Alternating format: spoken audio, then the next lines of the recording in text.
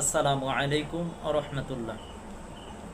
আলহামদুলিল্লাহ আলহামদুলিল্লাহি রাব্বিল আলামিন ওয়াসসালাতু ওয়াসসালামু আলা রাসূলিহিল কারীম ওয়া আলা আলিহি ওয়া আসহাবিহি আজমাইন, আম্মা বা'দ। ফাআউযু বিল্লাহি মিনাশ শাইতানির রাজীম। বিসমিল্লাহির রহমানির রহিম। ওয়ালা তাবগিল ফাসাদা ফিল আরদ ইন্নাল্লাহা লা ইউহিব্বুল মুফসিদিন। সম্মানিত দর্শক ও শ্রোতা, আজকের আলোচনার বিষয় হচ্ছে বিএনপি জামাত যদি 50 হাত মাটির তলেও থাকে সেখান থেকে বের করো, তাদেরকে নির্মমভাবে হত্যা করা হবে। এই প্রকাশ্য হুমকি দেওয়া হচ্ছে এবং একজন ওসিকে এই হুমকিটা দেওয়া হচ্ছে। এখন আপনি বুঝেন কতটুকু পরিস্থিতি খারাপ হলে এই কথা তারা বলতে পারে। শুধু তাই নয়, আমার কাছে উগ্র হিন্দুত্ববাদীদের কিছু তথ্য এসেছে যেখানে তারা একজন হিন্দু সাধারণ একজন কর্মী বা নিম্ন পর্যায়ের একজন কর্মী, উচ্চ লেভেলের একজন হিন্দু সনাতনীকে প্রকাশ্যভাবে বাংলাদেশে আক্রমণ করার জন্য কথা বলতেছে। 5 লক্ষ মানুষকে ঢাকা আক্রমণ করার জন্য বলতেছে এবং তারা বলতেছে হিন্দু মন্দিরগুলোর মধ্যে আক্রমণ করার জন্য, যাতে করে মুসলমানদের উপর দোষ চাপানো যায় এবং মুসলমানদেরকে জঙ্গি বলে ভারত যাতে এই দেশে হস্তক্ষেপ করতে পারে। আর এখন তারা ট্রাম্প কার্ড খেলতেছে যে তাদের মূল ইস্যুটাই হচ্ছে যে একটি অস্থিতিশীল পরিবেশ তৈরি করা এবং সেই অস্থিতিশীল পরিস্থিতি বা পরিবেশ তৈরি করাটার মূল প্ল্যানই হচ্ছে যে সাম্প্রদায়িক দাঙ্গা লাগানো। এই কারণে দেখবেন তারা দাঙ্গা লাগানোর খুব চেষ্টা করতেছে।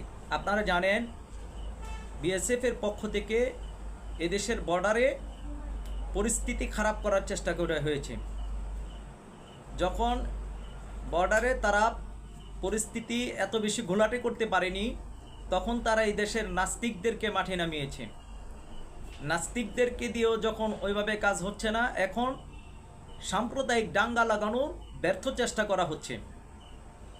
হিন্দুদের মন্দিরে আক্রমণ করে মুসলমানদের উপর দোষ চাপিয়ে দেওয়ার চেষ্টা করা হচ্ছে। আপনারা জানেন সাম্প্রতিক সময়ে যে দর্শনকাণ্ড, এটিও কিন্তু তাদেরই সাজানো একটি নাটক। এই নাটকগুলো তারা করতেছে। অপর দিক দিয়ে আপনারা জানেন স্বৈরশাসকের সাবেক সাধারণ সম্পাদক উবাইদুল কাদির প্রকাশ্যভাবেই নির্বাচন বানচালের নির্বাচন প্রতিহত করার ঘোষণা অলরেডি দিয়েছেন। তারা সামনে যে ফিরবে, ভয়ঙ্কর রূপে ফিরবে এবং ভয়ঙ্করভাবে যে তারা গণহত্যা চালাবে, সেটি কিন্তু হাদিস দ্বারাও বোঝা যায়। আপনারা জানেন মুশরিকদের পক্ষ থেকে এবং মুনাফিকদের পক্ষ থেকে যে ফিতনাটা তৈরি হবে গজওয়াতুল হিন্দের পূর্বেই, দ্বিতীয় কারবালাটা কিভাবে হবে? দ্বিতীয় কারবালাটি হবে মূলত আপনার সাম্প্রদায়িক দাঙ্গা। এটি ব্যাপক আকার ধারণ করবে। মুসলিম এবং সনাতনী হিন্দু এদের মধ্যে কোনো না কোনো একটা ইস্যুতে দাঙ্গা লাগিয়ে দেওয়া হবে আর এটি ভয়ঙ্কর আকার ধারণ করবে। আর তাদের সাথে একত্রতা পোষণ করবে এই দেশের ক্ষমতালোভী যারা শুধুমাত্র ক্ষমতার জন্য মুশরিকদের পক্ষ অবলম্বন করবে। তারা সত্য মিথ্যা যাচাই করবে না, তারা ধর্মের চিন্তা পর্যন্ত করবে না। তারা মুশরিকদের পক্ষ অবলম্বন করে এ দেশের মুসলমানদের বিরুদ্ধে অবস্থান নেবে। আর তারাই হবে মুনাফিক, যারা মুসলমানদের ক্ষতি করে, মুসলমানদের সাথে থেকে মুসলমানদের ক্ষতি করে। যুগে যুগে কালে কালে মুসলমানদের বড় ক্ষতির পিছনে এই মুনাফিকরা ভূমিকা পালন করছে। এই কারণে আল্লাহ তাআলা পবিত্র কুরআনুল কারীমের মধ্যে বলছেন, ইন্নাল মুনাফিকিনা ফিদ দারকি আসফালি মিনান নার। আল্লাহ তাআলা বলছেন জাহান্নামের সর্বনিম্ন স্তরে থাকবে এই মুনাফিকরা। আর এই মুনাফিকরা মুসলমানদের সাথে থাকে, মুসলমানদের সাথে সালাত পড়তো। মুনাফিক তো মুহাম্মদ সাল্লাল্লাহু আলাইহি সাল্লামের সাথে ছিল, মুহাম্মদ সাল্লাল্লাহু আলাইহি সাল্লামের পিছনে সালাত আদায় করতো, মুহাম্মদ সাল্লাল্লাহু আলাইহি ওয়াসাল্লামের সাথে হজ করতো। মুনাফিক কিভাবে পরিচয় লাভ করছে, মুনাফিক কিভাবে আলাদা হয়েছে, যখনই আপনারা জানেন উহুদের যুদ্ধে আল্লাহ রসুল সাল্লাল্লাহু আলাইহি সাল্লাম যখন সৈন্যবাহিনী নিয়ে রওনা হলেন, 1000 সৈন্যবাহিনী নিয়ে রওনা হলেন, তখন মুনাফিকদের সর্দার আবদুল্লাহ ইবনে উবাই ইবনে সুলুল 300 সৈন্য সাথী তার সফর সঙ্গীদেরকে নিয়ে, তার সৈন্য সাথীদেরকে নিয়ে পিছন থেকে সে চলে গেল, ভেগে গেল, মুসলমানদের সাথে গাদ্দারি করেছে। আর তারাই মূলত মুনাফিক। মুনাফিক কারা সেটি প্রমাণ হয় যখন যুদ্ধের ময়দানে যায়। এর আগে মুনাফিকদেরকে বাছাই করার তেমন কোনো পদ্ধতি নাই। এই মুনাফিকরা স্পষ্টভাবে প্রকাশিত হয়ে যায় যুদ্ধের ময়দানে। মুনাফিকরা মুসলমানদের সাথে একই সাথে সালাত আদায় করত, একই সাথে হজ করত, মুসলমানদের সাথে মিলেমিশে থাকতো, জুমার সালাত আদায় করত, ঈদের সালাত আদায় করত। আর গোপনে গোপনে কাফের বেঈমান মুশরিকদের সাথে ইহুদি খ্রিস্টানদের সাথে লিপ্ত হতো, তাদেরকে সহযোগিতা করত, মুসলমানদের তথ্য তাদেরকে দিয়ে দিত, সংকটের সময় মুসলমানদের পক্ষে বের হতো না। এই হলো মুনাফিকদের চরিত্র।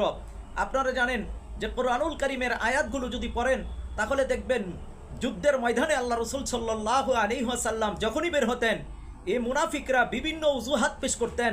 কখনো কখনো তারা পেশ করত, ইয়া রাসূলুল্লাহ সাল্লাল্লাহু আলাইহি সাল্লাম, এখন যুদ্ধে বের হওয়ার সময় না, কারণ এখন খেজুর পাকে নাই, খেজুর পাকার সময়, এখন খেজুর উত্তোলন করতে হবে। কেউ দোহাই দিত যে প্রচণ্ড গরম, এখন যুদ্ধের ময়দানে বের হওয়ার সময় না। এই সমস্ত অজুহাতগুলো তারা পেশ করত। কেউ কেউ তো আকবারই এইরকম অজুহাতও পেশ করত, ইয়া রাসূলুল্লাহ সাল্লাল্লাহু আলাইহি সাল্লাম, আমি মহিলাদের প্রতি দুর্বল, সুতরাং এই সফরে যদি আমাকে নেন তাহলে মহিলাদের প্রতি আমার দুর্বলতা আসতে পারে। এই ছিল মুনাফিকদের অজুহাত। তারা যুদ্ধের ময়দানে না যাওয়ার জন্য বিভিন্ন রকমের অজুহাত পেশ করত, অপারগতা পেশ করত। বিভিন্ন ইস্যুতে তারা যুদ্ধের ময়দান থেকে কিভাবে পলায়ন করা যায় সেটির চিন্তা, সেটির ধান্দা তারা করত। আর যুদ্ধ যখন লেগে যেত তখন তারা মুশরিকদের সাথে একত্রতা পোষণ করত, ইহুদি খ্রিস্টানদের সাথে একত্রতা পোষণ করত, এমনকি তারা মুশরিকদেরকে সহযোগিতা করত। চরম মুহূর্তে ইহুদি খ্রিস্টানদের সাথে হাত মিলাত। ঠিক তেমনইভাবে সামনের যে গজওয়াতুল হিন্দের যুদ্ধ আসতেছে, এই ক্ষেত্রেও দেখবেন কিছু নামদারি মুনাফিকেরা তারা কেবলমাত্র দুনিয়ার স্বার্থে, ক্ষমতার জন্য তারা মুশরিকদের সাথে হাত মিলাবে, তারা মুশরিকদের সাথে একত্রতা ঘোষণা করে মুসলমানদের বিরুদ্ধে তারা যুদ্ধে লিপ্ত হবে, মুসলমানদেরকে তারা বাদ রেখে কাফেরদের সাথে ঐক্যবদ্ধ হবে এবং তারা রাজাকারের ভূমিকা পালন করবে। আর মুশরিক এবং মুনাফিক এই শক্তির বিরুদ্ধেই ইমাম মাহমুদ হাবিবুল্লাহর নেতৃত্বে একটি বাহিনী তৈরি হচ্ছে, একটি বাহিনী তৈরি হবে যারা এই গজওয়াতুল হিন্দের যুদ্ধে অংশগ্রহণ করবে এবং তারা বীর দর্পণে আপনার যুদ্ধ করতে থাকবে।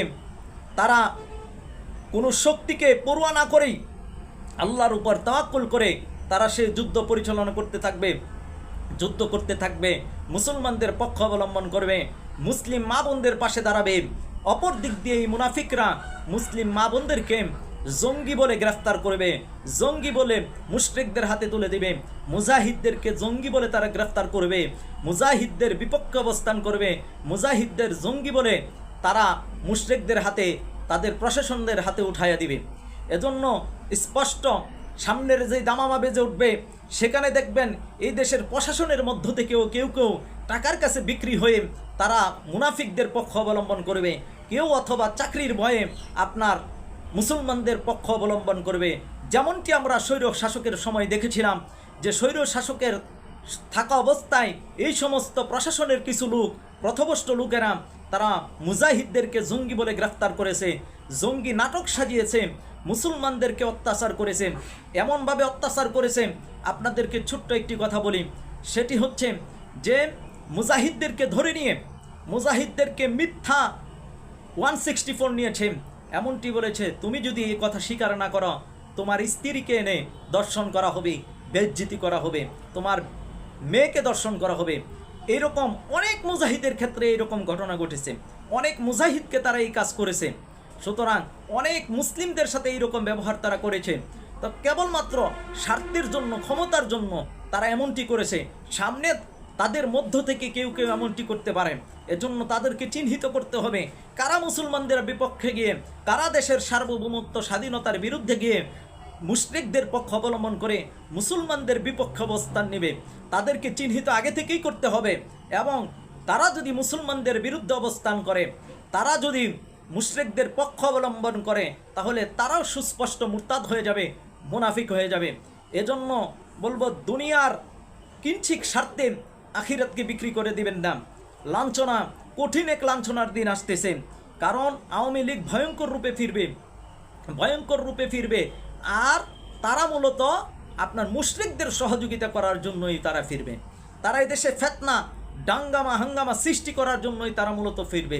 এজন্য দ্বিতীয় কারবালার পায়ের টাকটু পর্যন্ত রক্ত ভিজবে মূলত তাদের গাদ্দারির কারণে। তারা মুশরিকদের পক্ষ অবলম্বন করবে, এই কারণে মুসলমানদের পায়ের টাকনু পর্যন্ত রক্তে ভিজবে। আর সেই সমস্ত মুসলমানরা বেশি মার খাবে যারা আগে থেকে গাফেল, যারা এখনও বিষয়টা উপলব্ধি করতে পারতেছেন না। সামনে যে ভয়াবহ দিন মুসলমানদের জন্য আসতেছে, এখনও যারা উপলব্ধি করতেছেন না, পূর্ব প্রস্তুতি যাদের নেই, অবহেলা অবজ্ঞা যারা করতেছেন, তারাই মূলত এই শাস্তির মধ্যে পতিত হয়ে যাবেন। এজন্য আমাদেরকে সতর্ক হতে হবে। আল্লাহ তাআলা তার মনোনীত বান্দা ইমাম মাহমুদ হাবিবুল্লাহকে পাঠিয়েছেন তো মুসলমানদেরকে সতর্ক করার জন্য। একটি হাদিস বলে আলোচনার সমাপ্তি টানব। হযরত আবু হুরায়রা রাদিয়াল্লাহু তাআলা আনহু থেকে বর্ণিত, তিনি বলেন, আল্লাহর রাসূল সাল্লাল্লাহু আলাইহি ওয়াসাল্লাম আমাদেরকে হিন্দুস্তানের যুদ্ধের প্রতিশ্রুতি দিয়েছেন। সুতরাং আমি যদি সেই যুদ্ধ পেয়ে যাই, আমার জান এবং মাল সেই যুদ্ধে ব্যয় করব। আর আমি যদি শহীদ হয়ে যাই, কুনতু মিন আফদালি শুহাদা, আমি হব উত্তম শহীদদের একজন। ওয়াইন আর যদি আমি ফিরে আসতে পারি, ফানা আবু হুরাইরাতুল মুহাররারু, আমি হব জাহান্নাম থেকে মুক্তিপ্রাপ্ত আবু হুরাইরা। সুতরাং গজওয়াতুল হিন্দের ভয়াবহ বিভীষিকাময় অবস্থা আসার আগেই মুসলমানদেরকে সতর্ক হয়ে আল্লাহ প্রদত্ত ব্যক্তি ইমাম মাহমুদ হাবিবুল্লাহর নেতৃত্বে গজওয়াতুল হিন্দের জন্য বায়াতবদ্ধ হতে হবে, ঐক্যবদ্ধ হতে হবে। গজওয়াতুল হিন্দের জন্য প্রস্তুতি নিতে হবে, আত্মরক্ষামূলক এবং প্রতিরক্ষামূলক ব্যবস্থা গ্রহণ করতে হবে। এজন্য এদেশের আপামর জনগণ, সকল স্তরের সকল মানুষ, আমরা নিজেরা যাতে সতর্ক হই এবং আমাদের পরিবারের, আমাদের সমাজের, আমাদের রাষ্ট্রের মানুষগুলোকে আমরা সতর্ক করি। আল্লাহ সুবহানাহু ওয়া তাআলা আমাদেরকে সেই তৌফিক দান করুন। আমিন ইয়া রাব্বাল আলামিন। আসসালামু আলাইকুম ওয়া রাহমাতুল্লাহ।